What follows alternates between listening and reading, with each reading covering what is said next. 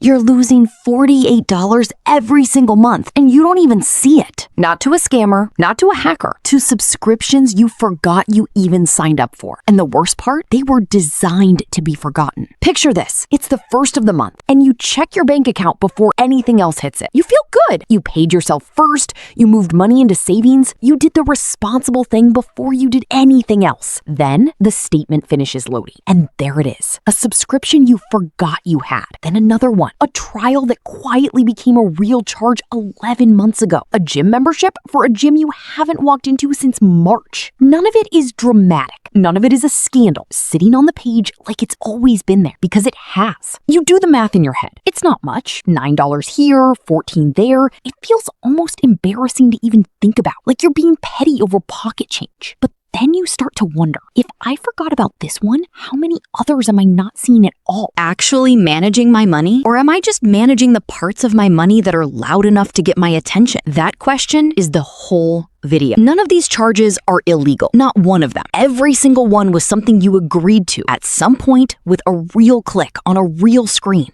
Almost none of them were designed to be remembered. They were designed to be forgotten. And there's a very specific difference between a business that wants your attention and a business that wants your absence. Today, we're going to look at exactly how that works, why it isn't an accident, and how you shut it down permanently in about 10 minutes a quarter. If systems like this are useful to you, subscribing helps more of them find you. And unlike the subscriptions we're about to talk about, that one costs nothing, and you can leave anytime. Here's the line I want you to hold on to for the rest of this video. Signing up removes friction, but canceling adds it back. And those are two very different jobs, built by two very different teams for two very different reasons. Think about the last time you signed up for something. One field, maybe two. A card number that autofills, one button, confirmed. You're in under 30 seconds, and the app already has your money before you finished your coffee. Now think about the last time you tried to cancel something. A settings menu that doesn't say cancel. It says manage plan. A page that loads slow on purpose. A retention offer that pops up before you're allowed to leave. Sometimes a phone call. Sometimes a chat window with someone whose entire job is to talk you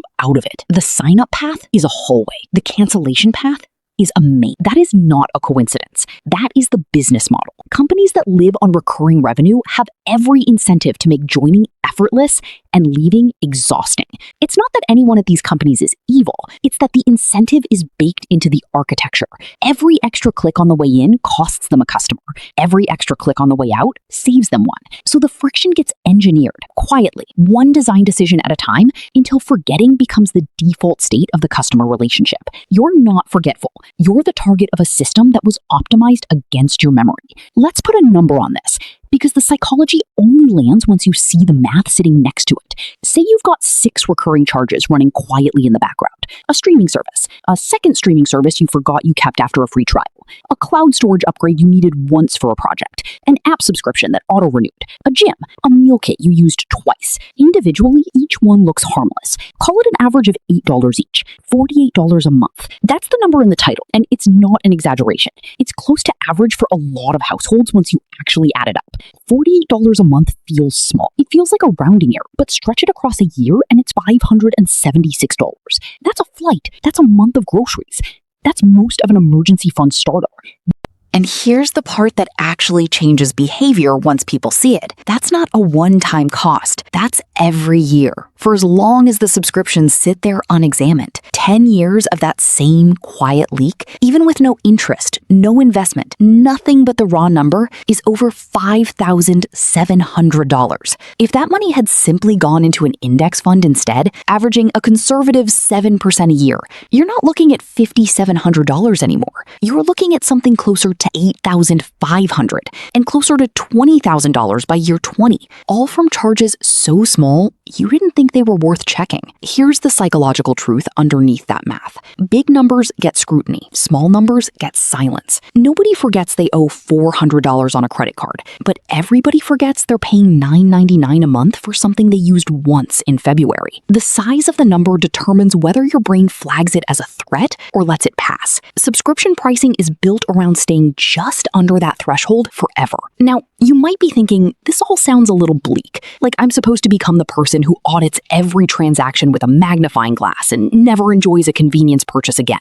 That's not what this is. Totally fair concern. concern, and honestly, a healthy one, because hypervigilance isn't sustainable, and it isn't the goal. Nobody keeps that up for more than a month. The goal isn't constant vigilance. The goal is one clean system, run on a schedule that does the remembering so you don't have to. Here's what that looks like. 5 steps, 10 minutes, 4 times a year. That's the entire commitment. Step 1, pull one full month of statements. It doesn't matter which month. Pick the most recent one that's fully closed. Every card, every account you actually use. Don't try to remember what's on there, just look. Step 2, highlight every recurring charge you see, and only the recurring ones. Anything that repeated last month too. Don't judge them yet, just mark them. This step alone is usually where people find the first surprise. Step 3, sort what you find into 2 lists. List 1, things you used in the past 30 days. List 2, things you didn't. Be honest here. Not, I might use it, not, I've been meaning to. Did you actually open it, wear it, walk into it, watch it? 30 days is the line. Step 4, everything on the didn't use it list gets canceled that same day, not next week after I check if I need it for something. The moment it's flagged as unused, it goes. Delaying this step is where most audits quietly fail because the friction the company built is designed to win if you give it time. Step 5, set a recurring reminder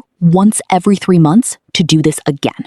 That's the whole system. 10 minutes, 4 times a year, and you have functionally eliminated the entire category of silent leaks. I want you to picture something that has nothing to do with money for a second. Picture a bucket with a few small holes in the bottom, low down near the base. You fill it with water and it looks completely full. It looks fine, but it's never actually full because water is leaking out the bottom the entire time, just slowly enough that you never see the level drop in real time. You could keep pouring more water in forever and never notice the leak because your eyes are always on the top of the bucket, not the bottom.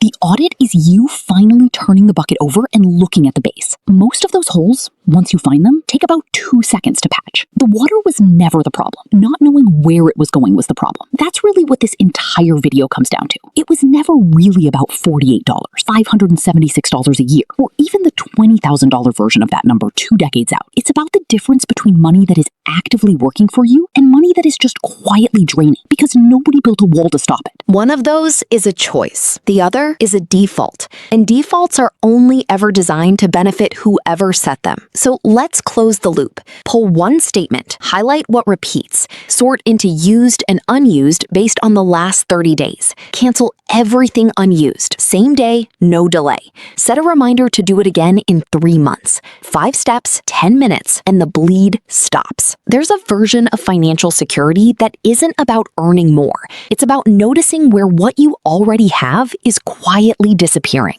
and closing that door for good. That kind of security doesn't feel exciting. It doesn't feel like a win the way a raise does, but it compounds exactly the same way a raise does. And it costs you nothing but 10 honest minutes 4 times a year. I want to know where you actually are in this right now, because I think it's split pretty evenly. Are you the person who has never once done a subscription audit in your life? Or are you the person who used to do it religiously and quietly stopped somewhere along the way? Tell me which one in the comments. I read them, and I think the answer says more about how this whole system works than any number in this video.